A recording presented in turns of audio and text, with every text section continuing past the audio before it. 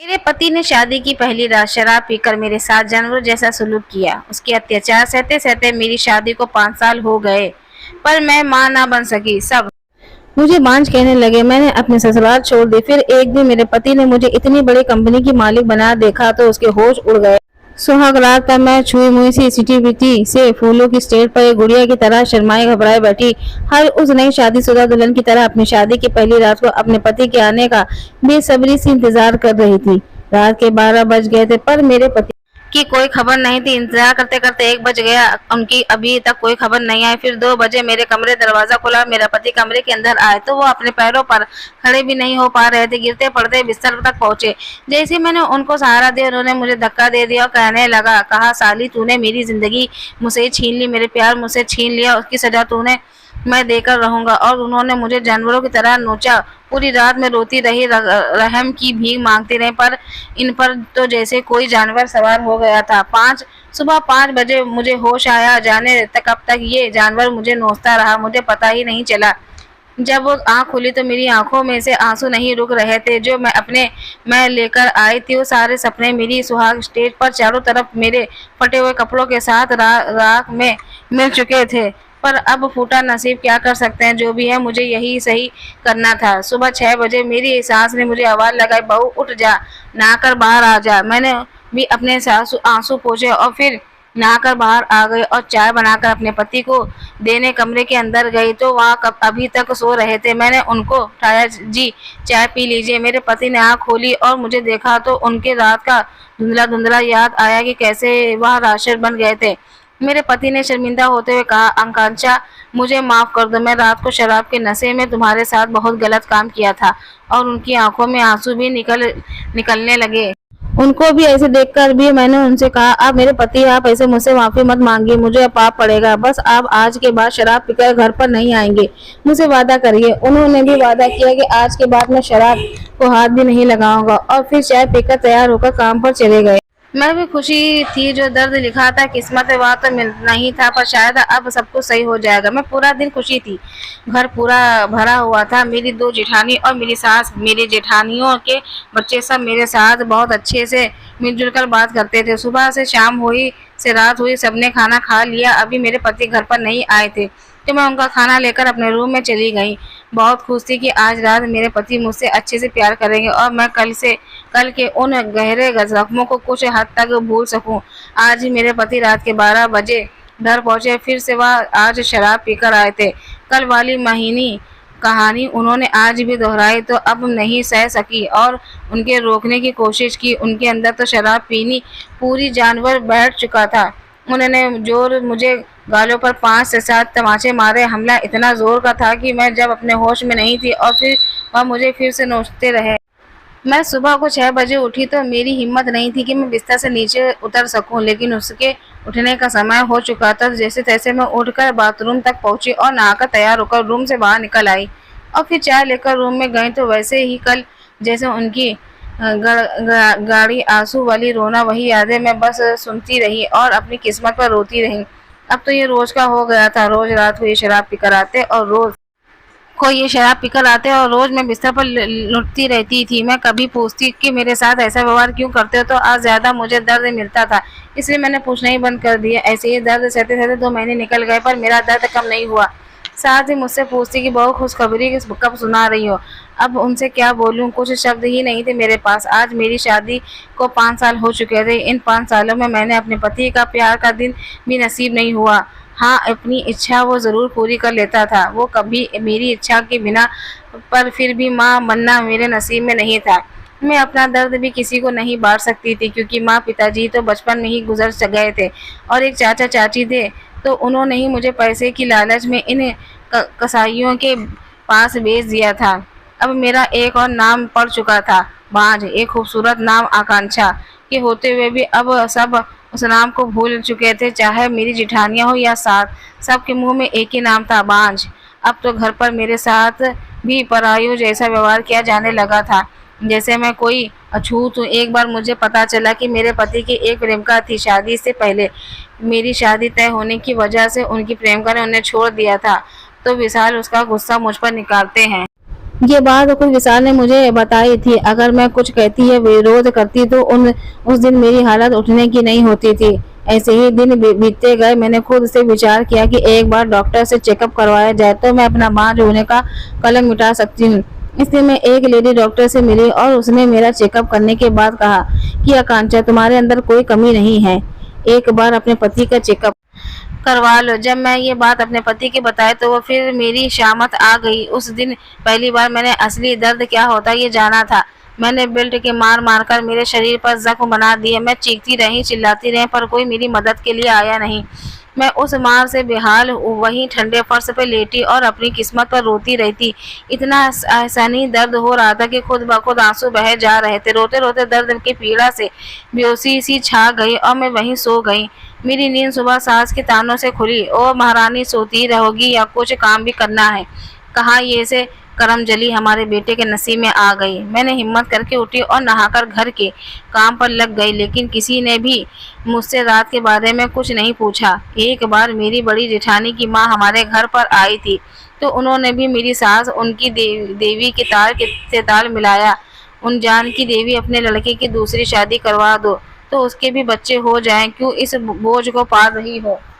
मेरी सास भी उनकी बात से सहमत हो गई और अपने लड़के के लिए नई बहू की खोजना करना चालू कर दिया।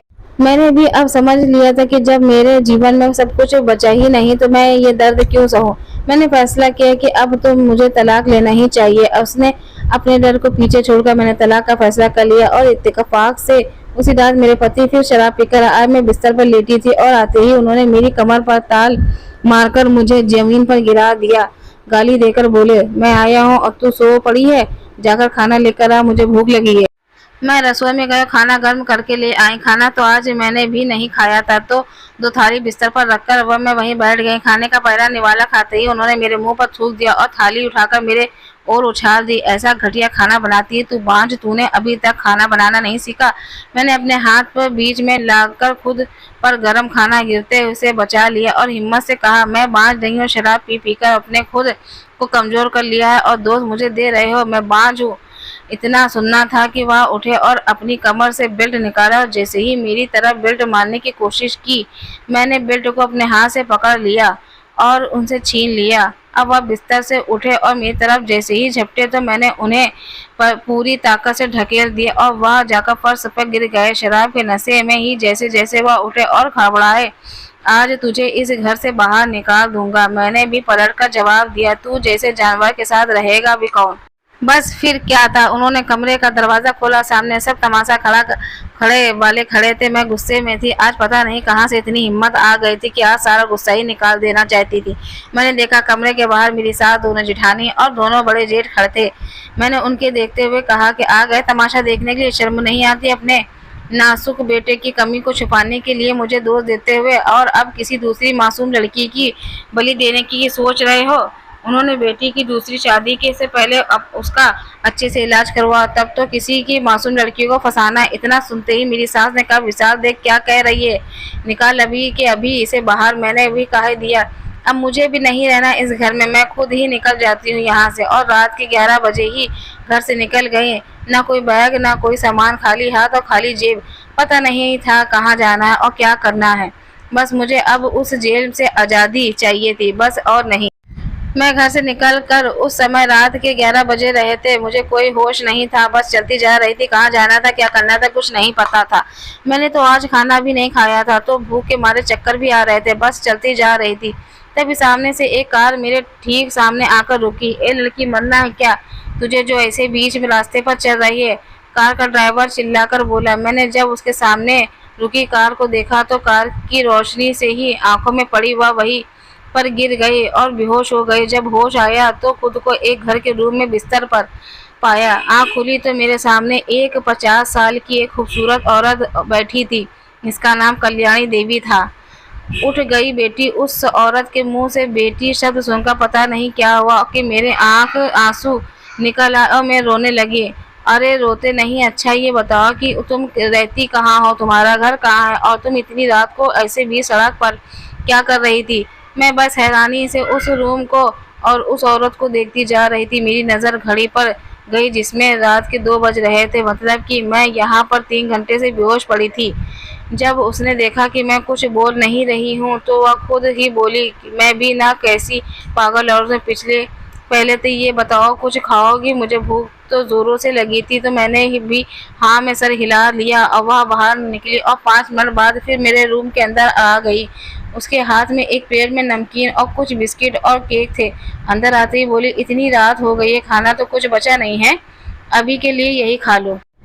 मैं जल्दी से पूरी प्लेट खत्म के बिना सिर में उठाए हुए जब मैंने खा लिया और नजर ऊपर की तो वो औरत मुझे ही देखे जा रही थी और मुस्कुरा जा रही थी। मैंने भी शर्मिंदगी के साथ कहा, वो आंटी जी आप, मैंने खाना नहीं खाया था तो भूख बहुत लगी थी। औरत ने कहा, और खाना है? तो नहीं आंटी जी। अच्छा अब बताओ कहाँ से आई हो और तुम्हारे पति कहाँ है? अब उस औरत ने सवाल किया। आंटी जी मेरा कोई नहीं है इस दुनिया में, कहकर मैं चुप हो गई। अच्छा आराम करो, कल बात करेंगे, कहते हुए औरत रूम से बाहर निकल गई। मेरी आंखें की नींद कहाँ थी? मैं तो जो कल हुआ था आगे क्या होगा उसके बारे में सोच रही थी। सोचते सोचते सुबह के 5 बज गए। अब मेरी आंखें भी नींद में भर गई और मैं सो गई। मुझे किसी ने डिस्टर्ब नहीं किया और मैं दोपहर के 2 बजे उठी। पिछले 8 सालों से पहली बार ऐसा हुआ था कि मैं दोपहर के 2 बजे तक सोई थी। जल्दी से उठकर मुंह धोकर उस रूम से बाहर आई तो मेरी आंखें खुली की खुली रह गई। मेरे तो होश उड़ गए कि वह कोई छोटा मोटा घर नहीं था, वह तो कोई आलीशान महल लग रहा था। इतना खूबसूरत महल जैसा घर मैंने पहले जीवन में पहली बार देखा था। नीचे बड़ा सा हॉल, उस पर बड़े 2 साइड सोफे और बीच में डाइनिंग टेबल। हॉल के दूसरी साइड में भी ऐसे सोफे के सेट और उसके सामने से एक डाइनिंग टेबल था। एक साइड किचन बना था और उसके बगल में ऊपर जाने के लिए लिविंग सीढ़ी बनी हुई थी। नीचे 3 कमरे बने हुए थे। ऊपर जाने का तो कोई मौका ही नहीं मिला था तो पता नहीं ऊपर क्या था। सामने सोफे पर वही औरत बैठी थी। उसके हाथ पर एक 3 साल की बच्ची थी। उसकी नजर जैसी मुझ पर पड़ी, उस औरत ने मुझे बुलाया, इधर आ, आज जाओ बेटी। पता नहीं मुझे इनके मुंह से बेटी सुनना इतना अच्छा लग रहा था कि ये शब्द जैसे कि मैं भूल चुकी थी। इस घर में आने के बाद मुझे 3 ऐसे कारण हुए थे जिसे मुझे इस घर के रहने के लिए लालची बना दिया। एक तो मैं देर तक सोती रहती और तीसरा उस औरत का मुझे इतनी प्यार से बेटी बुलाना। मैं उसके पास जाकर बैठी तो उन्होंने सबसे पहले किचन की तरह आवाज लगाई, कमला चाय लेकर आना। दादी ये आंटी कौन है? उस बच्ची ने उस औरत से पूछा। बेटी ये आंटी इस घर की मेहमान है। चाय पीने के बाद मैंने कहा, अच्छा आंटी मैं चलती हूँ, मुझे काम की तलाश भी करना है। उस औरत ने मुझे एक पल देखा और पूछा, क्या तुम अपने घर से भागकर आई हो? मैंने कहा, नहीं आंटी, आप ऐसी कोई कोई बोल रही हो। उन्होंने मुझे मेरी शरीर पर बेल्ट के निशान देखे तो पूछा, फिर ये तुम्हारे शरीर पर हर जगह ये घाव और निशान कैसे पड़े हैं? मैंने उनकी बात को काटते हुए पूछा, सौम्या की माँ नजर नहीं आ रही है? सौम्या की माँ को गुजरे हुए 2 साल हो गए हैं। जब सौम्या 1 साल की थी तो राधिका की एक कार एक्सीडेंट से मौत हो गई थी। तब से सौम्या को मैंने पाला है, कहते हुए उन्होंने फिर से वही प्रश्न दोहराया। मैं उनकी तरफ देखते हुए एकदम से उनके घुटनों पर अपना मुंह झुकाकर रोने लगी। बताओ बेटी क्या हुआ था? उन्होंने बड़े प्यार से पूछा। मैं फिर से हिम्मत नहीं कर पाई कुछ भी बताने की। उन्होंने फिर से मेरे सर पर हाथ रखकर बड़े प्यार से पूछा, क्या अपनी माँ को भी नहीं बताओगी? अब मेरे सब्र का बांध टूट गया था क्योंकि मेरा दुख बांटने वाला आज तक कोई भी नहीं था तो किसको बताती। मैंने शुरू से अंत तक अपनी पूरी जीवन की किताब उनके सामने रख दी।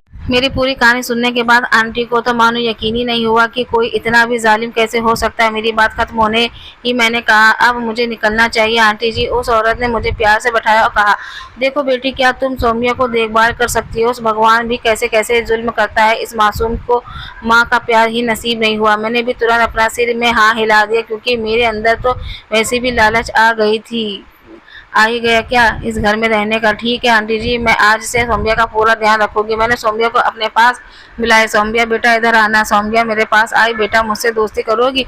सौम्या भी खुशी खुशी मेरे बगल में आकर बैठ गई। हमारी अच्छी पड़ने लगी। फिर दोपहर का खाना खिलाकर मैं सौम्या को उसके रूम में ले गई और सुला दिया।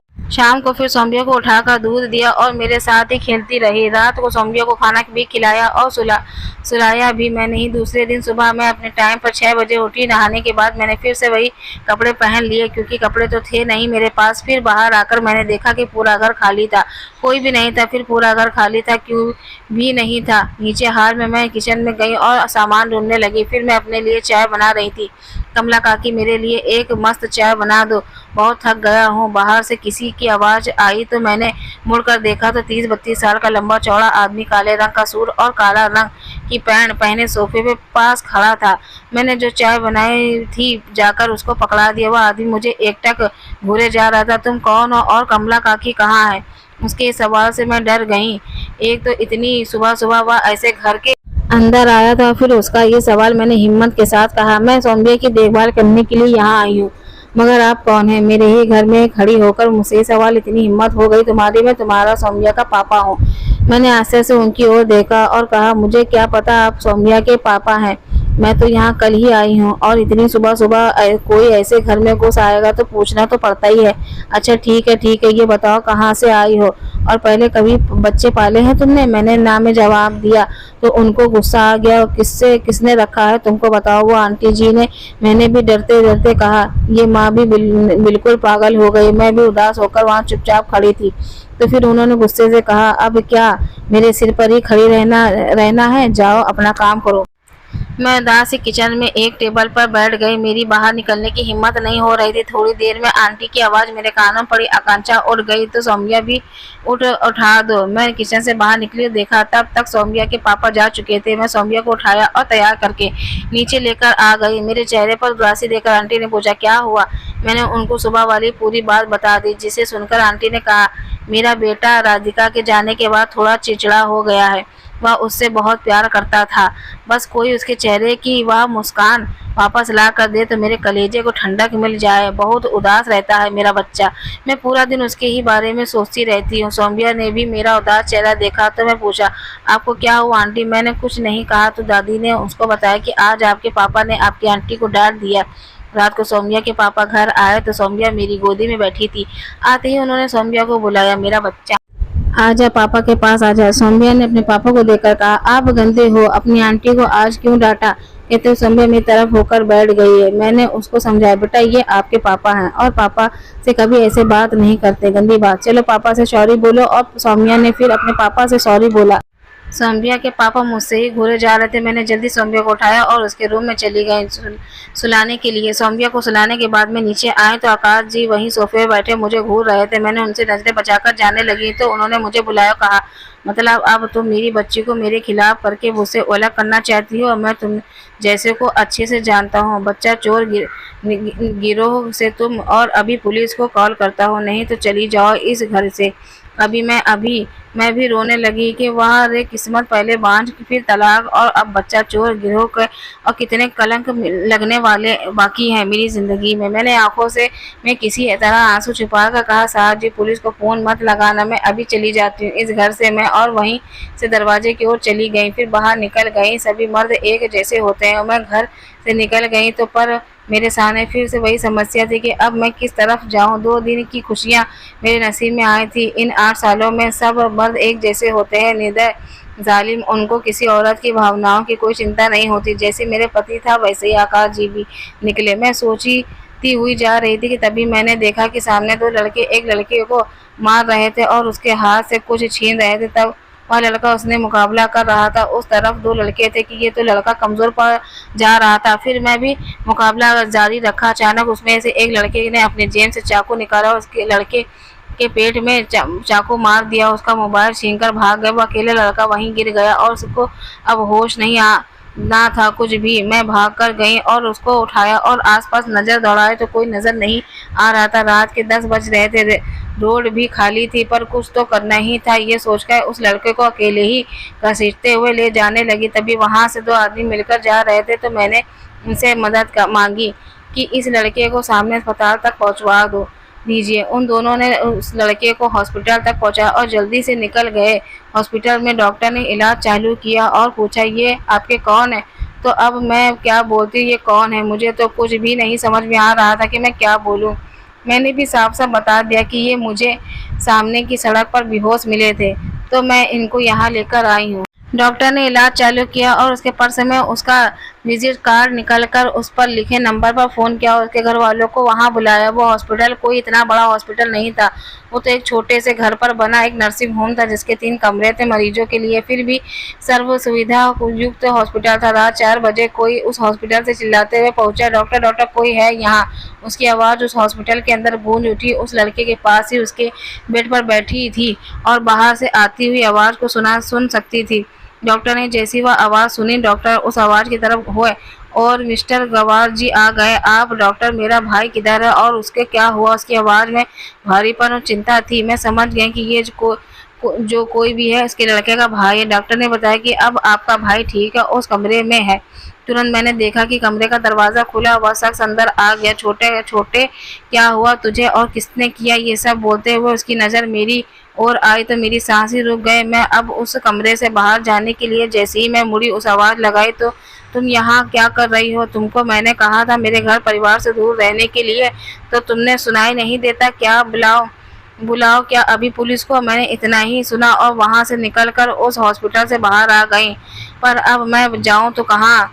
रात के 4 बज रहे थे। मुझे तो कुछ समझा तो मैंने अब 2 घंटे हॉस्पिटल के बाहर साइड में एक बेंच पर रुकी का विचार किया। सुबह उजाला हो जाएगा तो कुछ दिमाग लगा सकते हैं कि कहाँ जाना है। उस बेंच पर आकर मैं बैठ गई और बैठे बैठे ही नींद में चली गई। हॉस्पिटल के अंदर जब उस लड़के के रूम में गए तो उन्होंने पूछा, मिस्टर आकाश, वह लड़की कहाँ गई जो उन्हें यहाँ लाई थी? क्या वह लड़की मेरे भाई को यहाँ लाई थी? डॉक्टर आकाश जी ने चौंकते हुए पूछा।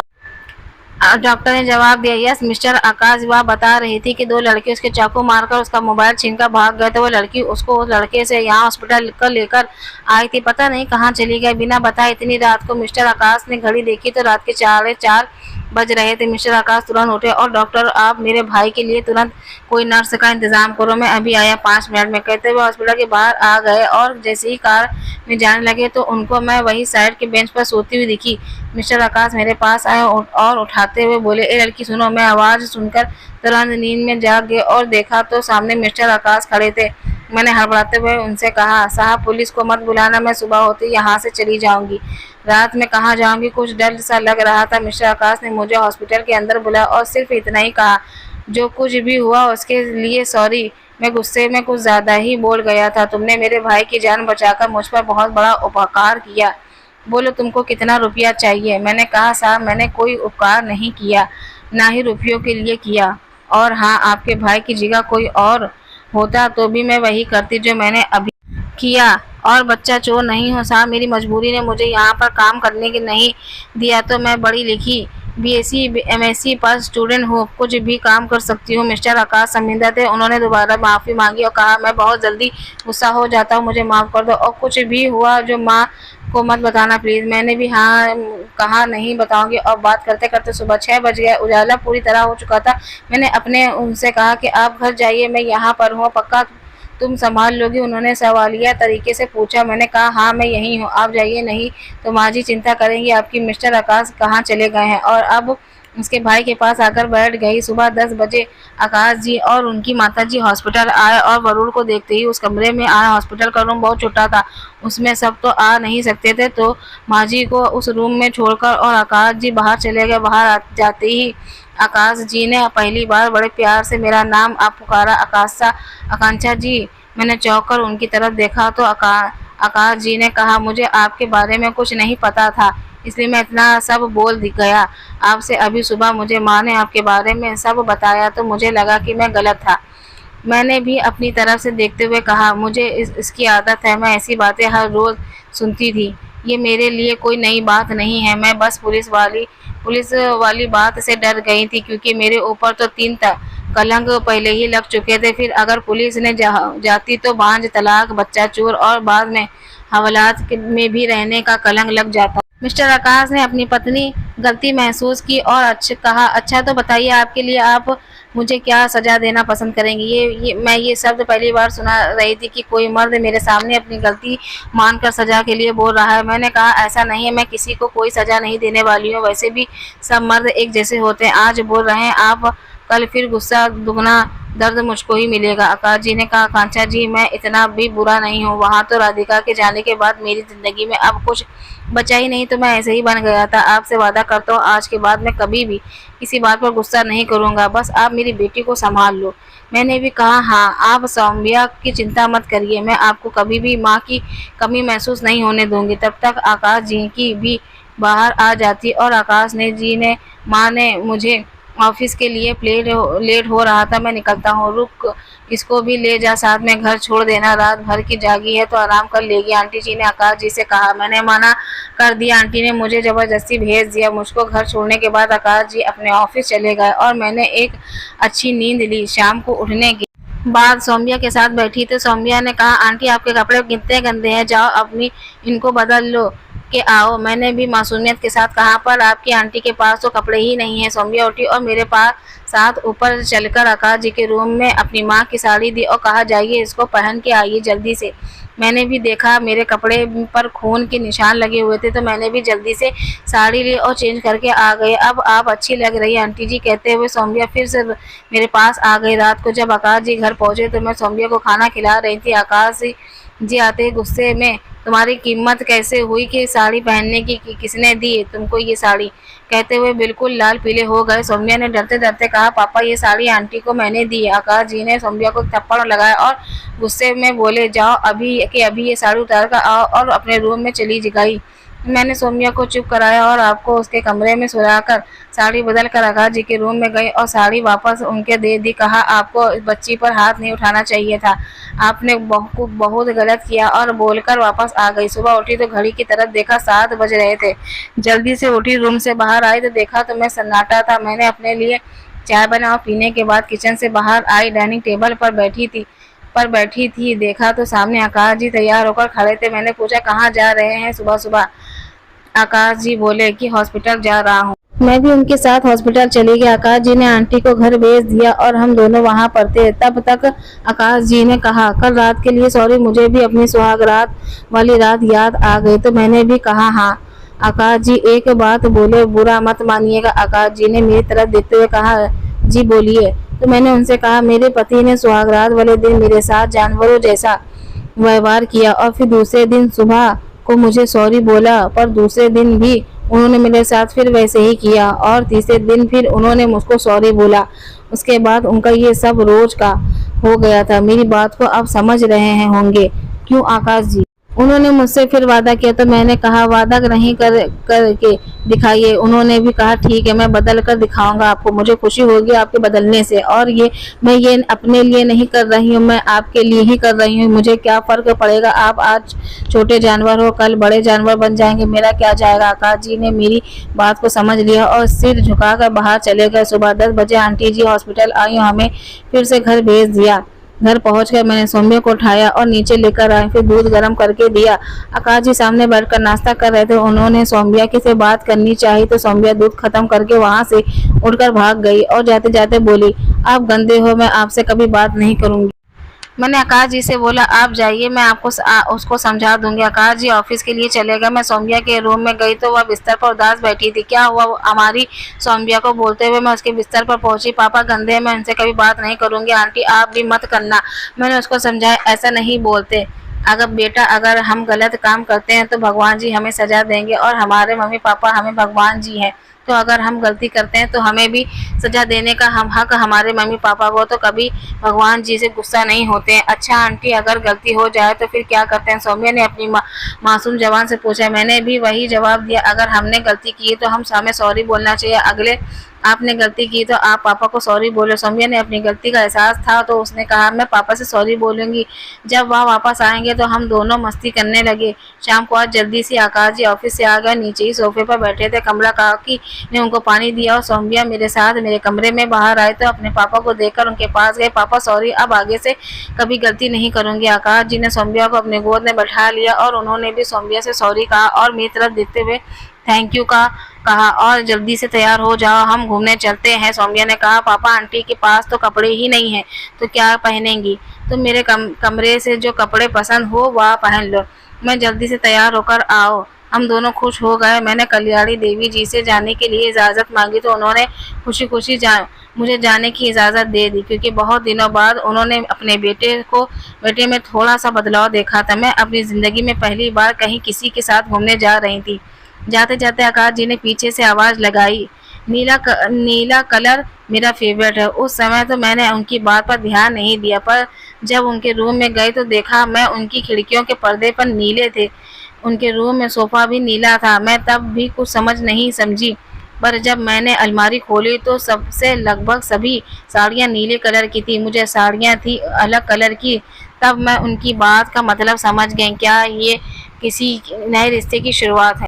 मेरे मन में कई सवाल उठे, पर मैंने उनको दबा दिया और एक डार्क नीला साड़ी पहनकर तैयार होकर बाहर आ गए। हम घर से निकलने पहले तो सौम्या को पार्क घुमाया, फिर सौम्या के लिए कुछ कपड़े खरीदे और उसी मॉल से हमने खाना खाया और रात को घर आ गए। जब हम घर पहुंचे, कल्याणी देवी जी वहीं बरामदे में बैठी थी। अपने बेटे के चेहरे पर मुस्कुराहट देखकर उन्हें बहुत अच्छा लगा।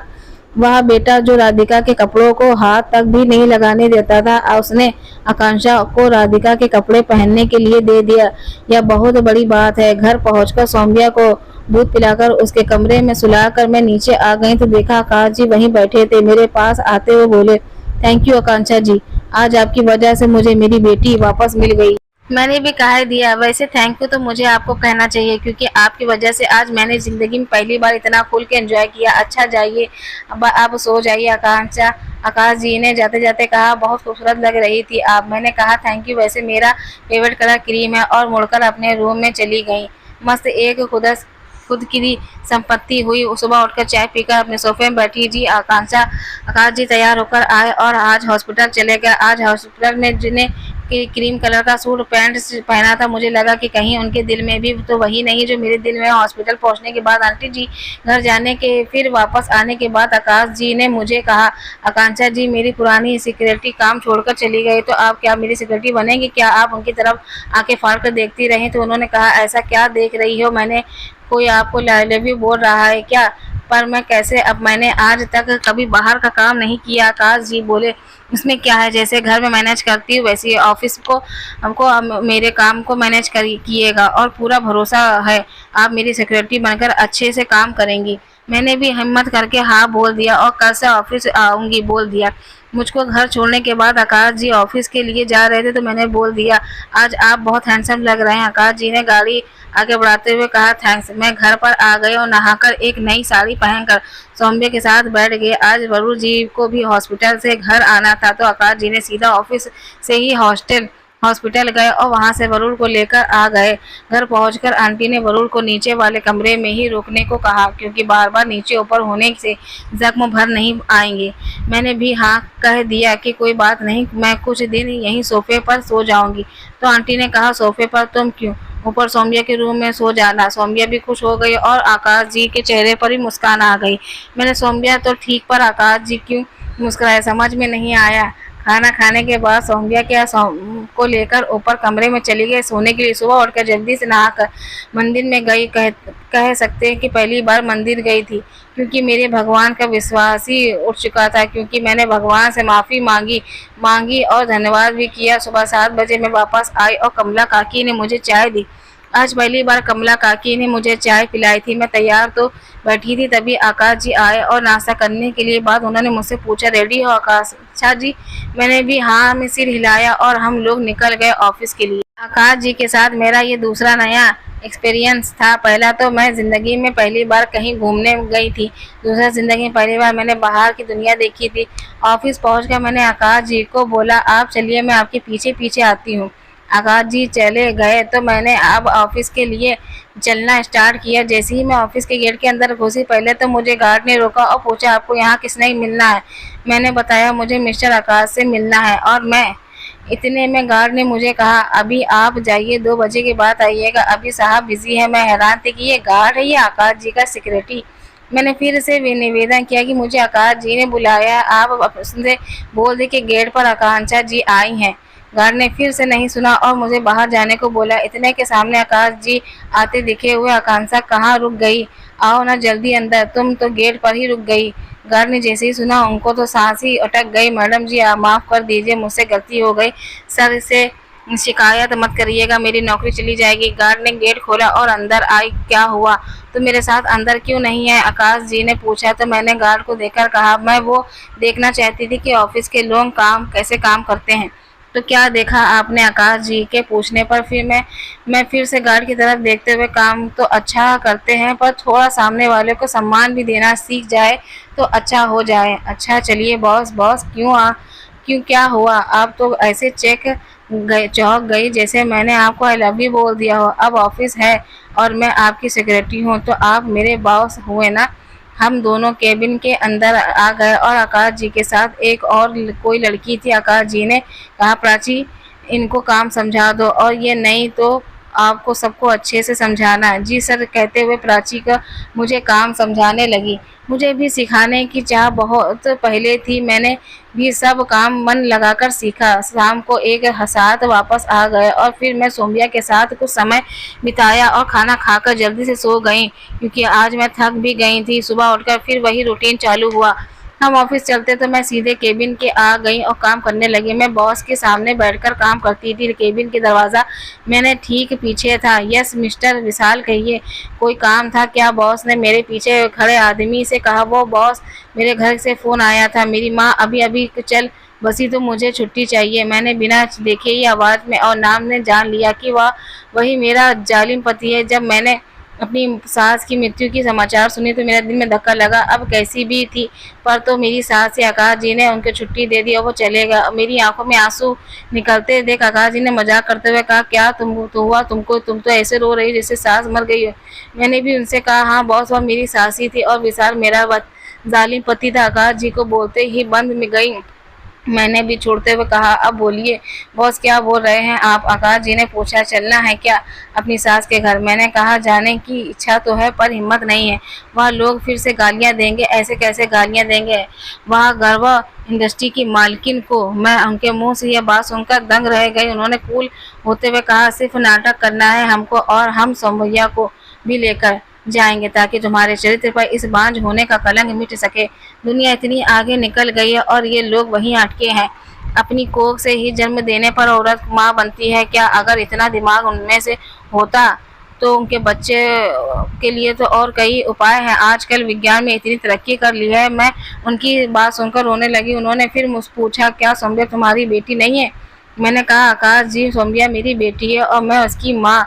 आज से मैं बांझ नहीं हूँ। फिर हम लोग ऑफिस से निकले और घर पहुँचे और वहाँ से सौम्या को लेकर हम मेरे ससुराल पहुँचे।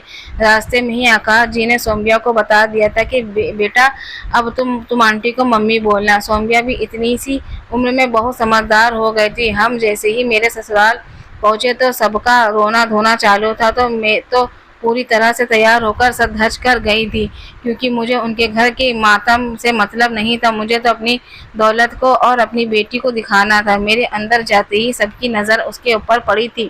मेरे पति मुझे देखी चिढ़ गए, तू यहाँ क्या करने आई है, तेरे को तो घर से निकाल दिया था ना मैंने। पीछे से आवाज़ आए, तो क्या हम चले जाएं यहाँ से। मेरे पति एकदम घबरा गए। बॉस आप कहाँ। हाँ भाई, आप तो हमारे गम में शामिल होने आए थे और तुम हमें दरवाजे से ही भगा रहे हो। मेरे पति ने घबराते हुए कहा, नहीं सर, आपको नहीं, वह तो मैं इसको बोल रहा था। तभी सौम्या की आवाज़ आई, मम्मी ये कलंक कौन है, अंकल कौन है जो ऐसे चिल्ला रहे हैं। मैंने सौम्या को जवाब दिया, बेटा ये अंकल एक राक्षस है। आपने वह डिक्यूला वाली कहानी सुनी है, जो खून पीता है, और अंकल वैसे ही डिक्यूला है जो खून चूसते हैं। अच्छी है। अच्छा मम्मी, वो तो फिर एक डिक्यूला से हमें कौन बचाएगा। बेटा हमसे बचाने के लिए गॉड आपके शक्ति देता है और हम आपको मार देंगे, मैंने सौम्या को समझाते हुए कहा। फिर मम्मी, गॉड को हम सब शक्ति देंगे। मैंने कहा, बेटा आपको गॉड कौन है। सौम्या ने कहा, पापा। हाँ बेटा, आपके पापा ने हमको शक्ति दी है। एक प्यारी सी सौम्या और हमारी प्यार सौम्या ने इस गंदे अंकल को मार गिराया। मैंने अपना सुर तेज करते हुए कहा, सुना मिस्टर विशाल, ये मेरी बेटी है और भाभी आप भी देख लो, मैं बांझ नहीं हूँ, मैं बांझ नहीं हूँ, मैं बांझ नहीं हूँ।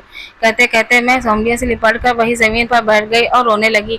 विशाल को काटो तो खून नहीं, वह तो आंख फाड़कर सब कुछ देख रहा था। उसके तो जैसे होश ही उड़ गए थे। जिस औरत को वह अपने पैरों की जूती समझता था, वह इतनी बड़ी कंपनी की मालकिन बन गई। अब विशाल उसका अदना सा मुलाजिम था। मेरे जेठ और जेठानियों का भी यही हाल था, किसी के मुंह से एक शब्द भी नहीं निकला, सब के सब हक्का बक्का थे। उसके बाद आकाश जी ने और सौम्या ने मुझे चुप कराया और हमें घर आ गए। आकर कल्याणी जी को सब बताया तो कहने लगी कि बेटा तुमने अच्छा किया और वहीं चली गए और सब तुम्हारे मन की थोड़ी शांति मिलेगी। कल्याण जी ने अपने बेटे आए परिवर्तन को देखकर बहुत खुशी। आकाश जी एक नेक दिल और बहुत अच्छे सुलझे हुए इंसान थे। हाँ, थोड़ा गुस्सा नहीं गुस्सा तो बहुत आता था उनको, पर उनका गुस्सा पानी के बुलबुले जैसा था। जितनी जल्दी गुस्सा आता था उतनी जल्दी ही गुस्सा गायब भी हो जाता था। आकाश जी मेरी बहुत ज्यादा केयर करने लगे थे। मैं समझ नहीं पा रही थी कि उनके दिल में क्या है। एक दिन मैं ऑफिस में अपना काम कर रही थी और आकाश जी मुझे घूरे जा रहे थे। ये उनका रोज का काम था, मुझे अपने सामने बैठा लेना और मुझको घूरना। अचानक उनको क्या हुआ कि उन्होंने बोला चलो आज हम घूमने चलते हैं। मैं बहुत खुश हो गई कि आज दूसरी बार मैं उनके साथ घूमने के लिए जाऊंगी। हम घर गए तो आकाश जी ने हम मुझसे उनकी सबसे प्यारी साड़ी पहनने के लिए दी, जो शायद उन्होंने अलग से ही कहीं संभाल के रखी थी, क्योंकि वो साड़ी उन कलेक्शन में नहीं थी जो मैं रोज पहनती थी। मैं जब वो साड़ी पहन कर आए तो किसी परी की से कम नहीं लग रही थी। मैंने सौम्या को भी तैयार किया और हम घूमने निकल गए। हम पहले सौम्या को घुमाने वाटर पार्क गए, फिर उसके बाद हम 6 से 9 मूवी शो देखकर एक बढ़िया से रेस्टोरेंट में खाना खाकर घर वापस आ गए। घर आते आते सौम्या कार में ही गोदी में सो चुकी थी। हम बहुत खुश थे, आज हमने खूब मस्ती की। खाना तो हम बाहर से ही खाकर आए थे। कल्याणी देवी की हमारे आने का इंतजार कर रही थी। आकाश जी मुझसे हंसकर बातें कर रहे थे। आज को अपने बेटे को हंसता हुआ देखकर मैं बहुत अच्छा लग रहा था। राधिका के जाने के बाद उन्होंने आकाश को आज पहली बार हंसते हुए देखा। थोड़ी देर बाद कल्याणी चीज सोने के लिए चली गई और सौम्या को लेकर वहीं सोफे पर आकाश जी के साथ बैठी थी। रात के 11 बज चुके थे। आज आकाश जी ने बताया कि ये साड़ी मैंने तुमको दी है। ये साड़ी मैंने राधिका के लिए खरीदी थी, पर जिस दिन राधिका को ये साड़ी गिफ्ट करना था उस दिन एक्सीडेंट हो गया था और वो सबको छोड़कर चली गई थी। मैंने पूछा फिर आपने मुझे ये साड़ी क्यों ही पहनने के लिए दी? तो आकाश जी ने कहा क्योंकि मैं तुमको पसंद करने लगा हूँ। मैंने उनकी बातों का कोई जवाब नहीं दिया, पर मुझे उनको जवाब देना था, क्योंकि ये मैंने गलती कर दी है, क्योंकि उनको जवाब न देने की वजह से बात और आगे बढ़ी। मैं सौम्या को लेकर उनके कमरे में सोने के लिए चली गई। थोड़ी देर में ही आकाश जी मेरे रूम में मतलब सौम्या के रूम में आते तो मैं हड़बड़ा में उठ गई। आकाश जी आप यहाँ क्या कर रहे हैं? आकाश जी ने मेरे होठों पर उंगली रखी और धीरे से कहा चुप, शोर मत मचाओ नहीं तो सौम्या जग जाएगी। मैंने कहा वो तो सब ठीक है, पर आप इतनी रात को यहाँ क्या कर रहे हैं? जाइए अपने कमरे में। मुझे एक अनजाना सा डर सता रहा था। आकाश जी ने मुझे अपनी बाहों में उठाया और कहा मैं सौम्या की मम्मी से प्यार करना चाहता हूँ। मैंने उनको रोकते हुए कहा ये गलत है आकाश जी, मुझे छोड़ दीजिए प्लीज। पर उनके अंदर तो जानवर जाग चुका था। मैं शायद चिल्ला भी नहीं सकती थी, क्योंकि इनमें से इससे आकाश जी तो कोई फर्क नहीं पड़ता, पर मैं बदनाम हो जाती। आकाश जी मुझे अपने कमरे में ले गए और एक बार फिर मुझे मेरा अतीत सामने नजर आ गया। मैं आज भी पूरी रात नहीं सोई थी। सुबह होने को थी। मैंने घड़ी देखी तो 6 बज चुके थे। मैं उठी और जाकर सौम्या के रूम में सो गई। जब आकाश जी ऑफिस जाने वाले थे उन्होंने मुझे आवाज लगाई तो सौम्या ने बताया कि मम्मी को बहुत तेज बुखार है। आकाश जी ने तुरंत डॉक्टर को बुलाया और मेरा इलाज करवाया। सौम्या मेरे पास ही बैठी थी। उस दिन आकाश जी ने अपने ऑफिस नहीं गए थे। मैं आकाश जी से कोई बात नहीं करना चाहती थी, पर आकाश जी ने मुझे सौम्या को दादी के पास भेज दिया और मुझसे बोले आकांक्षा जी मुझे माफ कर दीजिए। पता नहीं कल ये सब कैसे हो गया, मैं खुद को रोक नहीं पाया। मुझे राधिका की बहुत याद आ रही थी। मैंने आपको राधिका समझकर वो सब कर दिया। मैं भी गुस्से में थी तो मैं नहीं चुप रह पाई। आकाश जी आप भी मेरे पति जैसे ही निकले, जिस्म के भूखे। आपको मैंने क्या समझा था? आप कैसे निकले? आपको ये सब ही करना था तो एक बार मेरे बोल दिया होता तो मैं आपको एहसान के नीचे वैसे ही दबी थी। आप जो चाहते मेरे साथ मैं करने देती। आपको ऐसे जबरदस्ती करने की कोई जरूरत नहीं थी। आपके आबाद आकाश जी वहां से उठकर चले गए। मैंने जो हुआ उसको भूलकर वापस अपने काम में लग गए बस। पर अब आकाश जी को देखकर मैं खुशी तो उत्साह नहीं थी। मेरे अंदर धीरे धीरे सब नॉर्मल हो गया। घर में ऑफिस में घर, फिर मैं सौम्या के साथ खेलना। 1-1.5 महीने के बाद मुझे पता चला मैं प्रेग्नेंट हूँ। मेरे ऊपर तो पहाड़ टूट पड़ा। पति साथ होता तो ये मेरे लिए बहुत खुशी की बात थी, लेकिन अब जब मैं अकेले हूँ तो ये बच्चा मेरे लिए एक और कलंक लेकर आने वाला था। एक कलंक को मिटाने के लिए दूसरा कलंक मैंने थोड़ी हिम्मत में काम लिया और आकाश जी को पास गई और उनको ये बात बताई। आकाश जी, आपने जो गलत काम किया था, आपका पाप मेरे पेट में पड़ रहा है। अब मैं इस पाप को कहाँ लेकर जाऊँ? आकाश जी ने दोबारा पूछा। क्या? मैंने बताया मैं प्रेग्नेंट हूँ और आपका बच्चा मेरे पेट में पड़ रहा है। आकाश जी ने मुझे अपने पास बैठाओ। कहा, पहली बात ये तो पाप नहीं है, ये हमारे प्यार की निशानी, और दूसरी बात तुम कहीं नहीं जाओगी, यहीं रहोगी। पर लोग पूछेंगे तो क्या जवाब दूंगी? आकाश जी ने मेरी आंखों में से देखते हुए सवाल किया। मुझे शादी करोगी? मैं हैरान थी कि ये क्या बोल रहे हो। आप सिर्फ मुझसे शादी करना चाहते हैं क्योंकि मैं आपके बच्चे की माँ बनने वाली हूँ? आकाश जी ने कहा, ऐसा नहीं है राधिका, मैं तुमसे बहुत प्यार करता हूँ और तुमको भूल नहीं सकता। देखो ना, आपने कभी मुझसे राधिका नाम से पुकारा। मेरा नाम राधिका नहीं आकांक्षा है। आकाश जी तुरंत बोले, जानता हूँ, पर मैं तुम्हें हमेशा तुमको राधिका ही बुलाऊंगा। क्या तुम मेरी राधिका बनोगी? क्या तुम सौम्या की असली माँ बनोगी? मैं सौम्या का नाम सुनकर सोचने लगी, पर आपके घर वाले नहीं मानेंगे, उनको मैं मनाऊंगा। माँ, तुम मान गई तो वो भी मान जाएंगे। आकाश जी ने घर जाकर माँ से आकांक्षा की शादी की बात की तो खुशी खुशी मान गई, क्योंकि आकांक्षा ही जिसकी वजह से उनके बेटे की खोई मुस्कान फिर से लौट आई। वैसे भी वह आकांक्षा को खुद भी पसंद करती थी। आज 2 साल बाद बहू मेरी चाय लाई। माँ जी, कमला काकी और या दूध दिए। मैं अभी माँ से मुझको चाय देकर आता हूँ। भाभी, मेरी वाली शर्ट नहीं मिल रहा है, कहाँ है भैया? वो मैंने निकाल कर सामने वाली टेबल पर रख दी है। मम्मी, मेरा दूध दीजिए और जल्दी से मुझे स्कूल छोड़ दे दो, देर हो गई है। ठीक है बेटा, तुम बाहर चलो, मैं गाड़ी की चाबी लेकर आता हूँ। मैं सौम्या भी ना मम्मी स्कूल छोड़ने जाएंगी, अब जाएगी वरना नहीं जाऊंगी। बहू, जल्दी से सौम्या को स्कूल छोड़कर तैयार हो जाओ, नहीं तो भाभी आकाश घर सिर पर उठा लेगा। कल्याणी देवी जी ने सामने दीवार पर लगी घड़ी को देखकर कहा, माँ जी, मैं बस अभी आई और सौम्या को छोड़कर। तो ये थी मेरी जिंदगी की कहानी। इतना दर्द मिलने के बाद आखिर भगवान ने मुझे ढेर सारी खुशियां दी। आज मेरी शादी को 10 साल हो गए हैं। मेरी बेटी सौम्या आज 13 साल की हो चुकी है, जो अपनी मम्मी की जान है। हम माँ बेटी नहीं, 2 दोस्तों की तरह रहते हैं। सौम्या मेरी लाडली है, मेरे लिए लड़की भी है और मेरी मदद भी करती है ताकि मैं अपना पूरा ध्यान बिजनेस पर लगा सकूं। इसलिए सौम्या अपने दोनों छोटे भाई बहन को भी संभालती है। जी हाँ, शादी की 3 साल के अंदर मेरे सौम्या के अलावा एक लड़का और एक लड़की और भी है। आज मैं गर्भ इंडस्ट्री की सीईओ हूँ और मेरे पति ने विदेश में मेरे नाम का एक कंपनी खोला है, आकांक्षा मोटर। और विशाल ने शर्म के मारे हमारी कंपनी की रिजाइन कर दिया। कहीं और उसकी नौकरी नहीं मिली, बस गुजारे लायक नौकरी मिली। उसकी माँ का ध्यान तो हो ही गया था। उसकी शादी करने वाला अब घर में कोई नहीं बचा था, इसलिए उसकी शादी भी नहीं हो पाई, क्योंकि उसके दोनों भाई ने अपनी रसोई अलग अलग कर ली थी और वह अपनी मस्ती में ही मस्त थे। विशाल भी सुख दुख में से अपनी कोई लेना देना नहीं था। विशाल ने खुद को पूरी तरह नशे में डुबो दिया था। काम से आते ही शराब पीकर नशे में चूर होकर घर आता, लेकिन घर पर उसे खाना पूछने वाला भी कोई नहीं था। धीरे धीरे उसकी सेहत बिगड़ती गई और वह भी बीमार रहने लगा और एक दिन उसकी दोनों किडनी फेल हो गए। वह सारी इलाज न मिलने कारण तड़प तड़प कर मर गया। इधर आकांक्षा का एक खुशहाल जीवन जीने लगी। मिसाल जैसे लोगों जो अपनी पत्नियों के साथ जानवरों जैसा व्यवहार करते हैं और पत्नी को मजबूरन वश होकर उनका अत्याचार सहना पड़ता है, उन लोगों को अगर आपको सजा देने का हक मिल जाए तो क्या आप सजा देना चाहेंगे? हमें कमेंट करके जरूर बताइएगा। धन्यवाद।